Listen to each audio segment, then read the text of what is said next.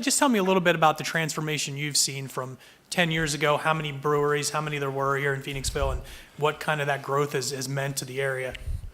Well, I will tell you that since 2004, that's when the resurgence really took place here in the borough. There was just a couple of restaurants and a couple of I guess you would call them a bar versus a brewery. So there really wasn't a lot of places to go to. But the borough went through a process of starting with the streetscapes, starting with the cleanup of the town and what have you. And at that point, people started saying, there's something going on here, but not quite sure exactly what it was. Cleanliness of the community, I think, was the very first thing that really made the borough take off. And by about 2008, we had established the streetscapes model that made it look a lot better than what it was, because this was a steel town, and a steel town with very narrow streets and what have you, with one linear street for establishments. So it's not your typical place that you would think of that would have the growth, such as a Westchester or a Norristown, or county seat, as an example.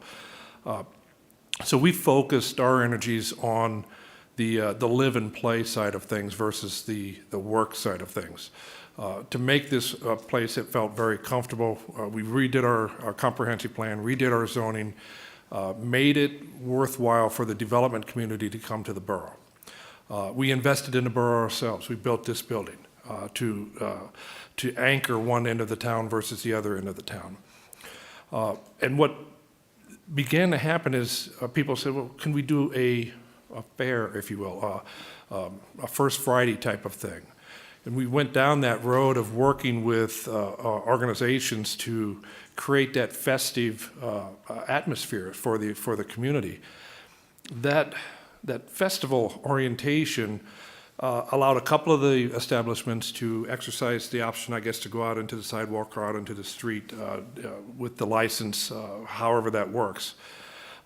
That was sort of the genesis of what we currently have. That feeling of this is a great place to come to and enjoy yourself. Well, that population began to ask the question, well, how can we live here? And so changing the dynamics of our subdivision land development process and the like, lowering our fees as an example for development fees. Developers will tell you they never see that. You lower your water hookup fees and your sewer hookup fees. It began to be the place where folks would be interested in doing the type of development that we have. With that development came the housing, and with that housing came the folks who wanted something else to occur. What really set off the borough, I think, at that point in time was the Iron Hill had come in, which was the first brew your own product. And then a little while later, a Stable 12 came in, a Crowded Castle came in, Conshohocken came in, Bluebird came in, Black Walnut came in, the Barrel came in, Taste came in, and all of those folks had to have some sort of a license. Well, they were able to do that because I believe the LCB changed it or relaxed its rules, if you will, to allow that to happen. What we saw was interesting in that they're not against each other. They work together. There's a unique relationship that, like restaurants or a restaurant row, these establishments are not threatened by each other. And the fact that the laws were changed to allow that to happen has benefited this community to the point that since 2004, we've increased our assessed valuation by $200 million. About a 25% increase, and our population well over 3,000, with another 2,000 residential units being planned. I literally just came up from a meeting for a plan for 551 units right outside this building on the other side of the creek. That's all adjacent to the downtown, and so it's a synergistic relationship between the people being able to come home from work, park their cars, live and walk to these establishments. It's what these that's what everybody's looking for here. So off of that, we also have a community that is that works with getting outside licenses. As you know, there's only so many licenses in the borough, so if something is not available, we're allowed to entertain the idea from another establishment to bring one in from somewhere else in the county. And to my knowledge, in the time that I've been here, I think we've done 7 of them. I think that's pretty unique. I don't know the rules of our averages, but I think that's rather unique for a community this size. So I think that's the background. I'm more than happy now to, really answer questions on the things that I've just said. Sure. Sure, Representative Cannon. Hey, Gene. How you doing? I'm okay. And you described it obviously from personal experience. Just kind of, as you say it, there's a proposal right outside these walls for 500 new units. I mean, for a very long time, as a number of people in this room know, including yourself, none of that was happening.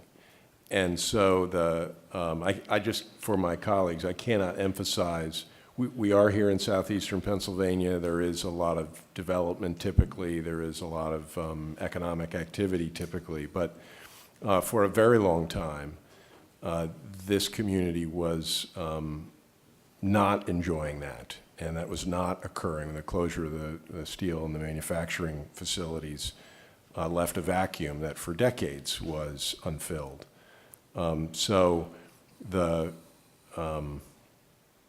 things that the manager just described are very, very exciting to any person who has had a long-term connection to this community.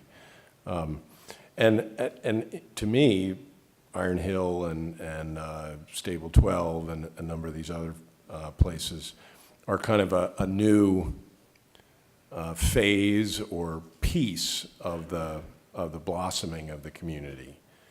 So I have noticed that, and that's why I was talking to the chairman about having a hearing down here. Gene, I guess my only question is, have you? He's being humble when he says, talk to me about it. He's been asking me consistently for 8 straight months to please come and see what's going on in Phoenixville. Is there some future for this that you see, how it may further unfold?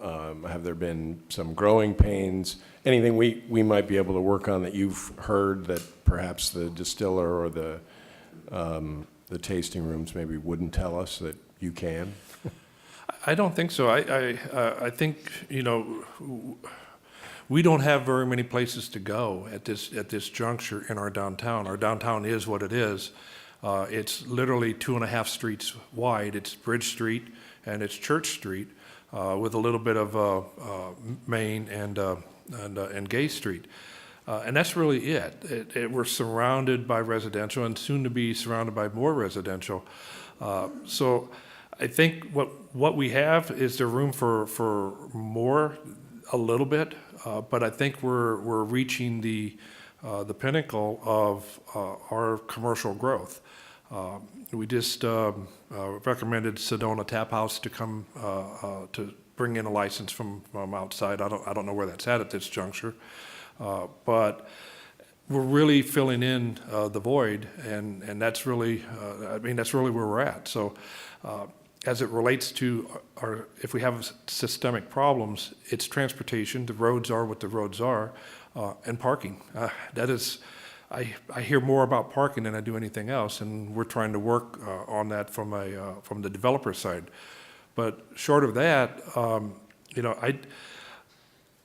I've testified before, along with the police chief. I mean, where do you hear a borough manager or a municipal manager and a police chief tell a judge in a courthouse that these things are really good for this borough? Usually we're the ones trying to say, get somebody out because they're a bad actor. That's not the case here. Coatesville and here, both steel towns, and then you had the farming agrarian of the other 2 communities. And how to turn those around and what would do that.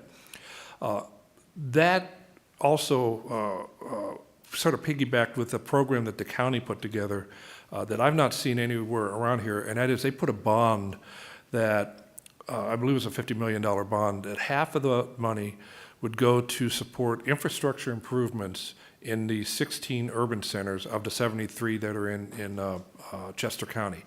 And then the other half of that funds would go to the agrarian side to nurture the buying of property to save it in that way.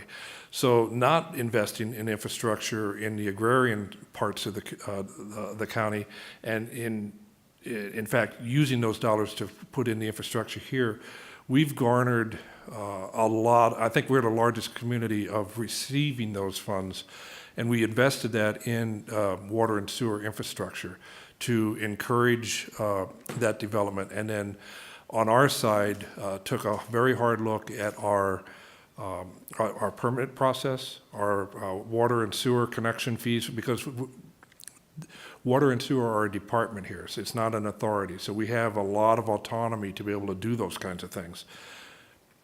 We put that into the package, and then put a alerta on the available land to jumpstart that.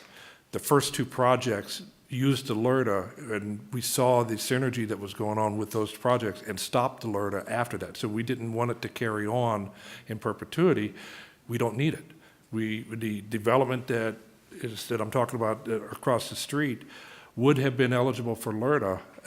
They know it's gone, and they're still coming here. And I think that's part of how we did it, is we took all of the avenues we could: subdivision, land development, comp plan, zoning, all of it. $200 million in increased assessed property values is amazing. The two biggest impediments that you had over that period of time, the two roadblocks that you had to overcome to get to this spot? I think it was leadership on the political level. I think the leadership got the message that was being said. And then the leadership gave me and my staff the ability to introduce these things, and then supported us moving it forward. This building was intended to be built in 2006, and the support just wasn't there. We showed them that this was the right thing to do, and in 2014, we moved into this building. That's the kind of support you need. You need it from, all 8 members of your council, in our case, all 8 members of council, and the mayor helping to push the police department to do the things that we're suggesting that they do to support the things that we're accomplishing. It's a three-legged stool. Yeah, for sure. So our business association has got a lot of members right now in Pottsville. They collected $30,000 to fund a study, revitalization study. We're going to roll it out next Wednesday, actually, 7 o'clock in Pottsville. You're invited. Please come and show us. Tell us more about what you've done. Thank you very much. Thank you.